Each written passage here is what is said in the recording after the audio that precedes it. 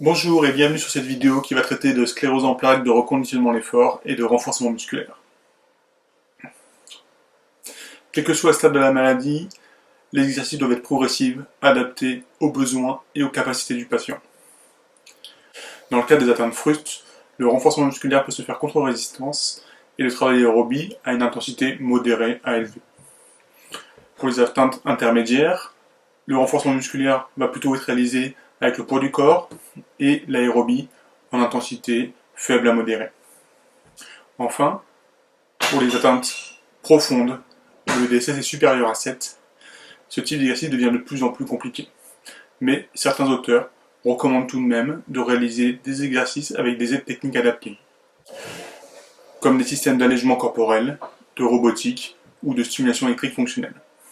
Nous serons vigilants tout au long de l'exercice à la fatigue que cela peut engendrer. Tout d'abord, intéressons-nous à l'aérobie. Pour un entraînement aérobie personnalisé et adapté, il nous faut de bons indicateurs. Les plus couramment utilisés sont la fréquence cardiaque. La fréquence cardiaque maximale théorique, qui peut se calculer simplement avec 220 moins l'âge, ou quelques formules un peu plus complexes, mais quand même faciles à utiliser. La VO2 max, dont le calcul dépend du type de test qui est réalisé, mais qui est un excellent indicateur. Ensuite, la fréquence cardiaque de réserve peut également être calculée. Elle correspond à l'amplitude cardiaque dans laquelle l'effort va être réalisé. Les formules permettent de la calculer facilement. Enfin, l'évaluation de l'effort perçu par l'échelle de Borg ou l'échelle de Borg modifiée est tout à fait pertinente dans le cadre de la CEP, notamment en cas de dysfonctionnement autosomique affectant la fréquence cardiaque. Les tests d'effort recommandés sont les tests sous-maximaux, et en l'absence de contre-indication médicale, un test simple comme le test de marche de 6 minutes demande peu de matériel et est facile à appliquer. Il consiste simplement à faire marcher le patient dans un couloir d'au moins 25 mètres pendant 6 minutes et de mesurer la distance parcourue. Certaines formules sont adaptées pour en déduire la VO2 max à partir de ce test. D'autres tests sous-maximaux sont possibles, mais il existe plein de protocoles différents, dépendant du type de matériel à disposition. Par exemple, Billinger propose un protocole utilisant un ergomètre assis de bras et de jambes, qui consiste à un échauffement de 2 minutes à 30 watts, puis une augmentation progressive de la puissance en fonction de la fréquence cardiaque mesurée, comme indiqué dans le tableau. Les patients doivent maintenir une cadence de 100 pas par minute, puis le test est arrêté si le patient atteint 85% de la fréquence cardiaque maximum. La fréquence d'entraînement est de 2 à 3 fois par semaine pendant au moins 8 semaines. En raison de la fatigue engendrée, il est recommandé de réaliser les séances d'aérobie les jours où il n'y a pas d'entraînement de renforcement musculaire par exemple. La durée des exercices va de 10 à 30 minutes. L'intensité recherchée est de 40 à 70% de la VO2 max, soit 60 à 80% de la fréquence cardiaque maximale. L'évaluation de l'effort perçu sur l'échelle de Borg est comprise entre 11 et 13, c'est-à-dire un effort facile à un peu difficile. Al-Afshi propose, après cette période, que si le patient le tolère, on remplace une séance aérobie par une séance d'exercice par intervalle. Ce qui consiste, après une phase d'échauffement, de réaliser des efforts d'intensité élevée, 90% de la VO2 max, pendant une durée de 1 à 5 minutes, entrecoupée de phases de récupération entre 40 et 70% de la VO2 max, toujours pendant 1 à 5 minutes. La séance d'aérobie peut être décomposée en 3 phases. Une phase d'échauffement, 5 à 10 minutes, avec intensité faible.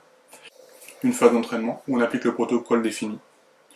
Si les capacités aérobies sont trop faibles, le protocole peut être fractionné, c'est-à-dire que les phases de repos sont interposées dans le protocole d'entraînement. Enfin, une phase de récupération permettant à la fréquence cardiaque et la tension artérielle de revenir à leur niveau de base. Il est recommandé de faire cette phase de récupération en position assise ou allongée, voire avec de la cryothérapie. Traitons maintenant du renforcement musculaire. Pour l'évaluation, un test fonctionnel tel que le 30 Second Sit to Stand Test est très intéressant. Il consiste à comptabiliser le nombre de transferts assis debout possibles en 30 secondes. Il est un très bon repère pour voir l'évolution du patient avant et après un programme de renforcement musculaire des membres inférieurs.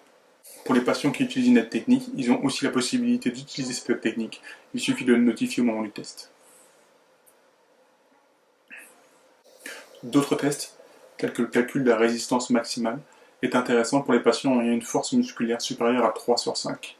Il est recommandé d'utiliser un test d'effort sous-maximal, tel que la 10 RM, qui correspond à la charge maximale qui peut être soulevée 10 fois. Ainsi, la force maximale est après calculée. Il est également recommandé d'utiliser des charges guidées afin de limiter le risque de blessure. Après une phase d'échauffement à vide et pour s'assurer que le patient a bien compris le mouvement à réaliser, nous mettons une charge perçue comme légère par le patient et il doit la mobiliser 10 fois. S'il y arrive, on augmente cette charge de 2,5 à 5%. S'il échoue, on réduit pareil de 2,5 à 5%. Jusqu'à obtenir la charge où il va faire un maximum de 10 mouvements. Le repos entre chaque série est d'environ 2 à 5 minutes. Les exercices de renforcement musculaire doivent se faire avec du matériel adapté, charge guidée, élastique, poids du corps en fonction du patient. Il est recommandé qu'il soit supervisé par un professionnel de santé avec une fréquence de 2 à 3 séances par semaine pendant au moins 3 à 6 semaines. En fonction de la fatigue engendrée, 4 à 10 mouvements différents pourront être proposés par séance, comprenant 1 à 4 séries de 8 à 15 mouvements. Les charges utilisées vont de 60 à 80% de la résistance maximale. Il est recommandé de débuter le programme avec une charge de 60% et de réaliser des séries de 15 mouvements. La charge sera augmentée une fois que le patient sera capable de réaliser au moins 15 mouvements pendant 4 séries. Tout comme les séances d'aérobie, les séances de renforcement peuvent être décomposées en 3 phases. Une phase d'échauffement, intensité faible, 5 à 10 minutes. Une phase d'exercice comprenant 4 à 10 mouvements. Et enfin, une phase de repos, idem, en position assise ou allongée, voire avec de la cryothérapie. Les étirements musculaires peuvent également faire partie de ce type de programme, soit lors de l'échauffement, soit lors de la phase de récupération. Il va s'agir d'auto-étirements ou d'étirements réalisés par le kinésithérapeute.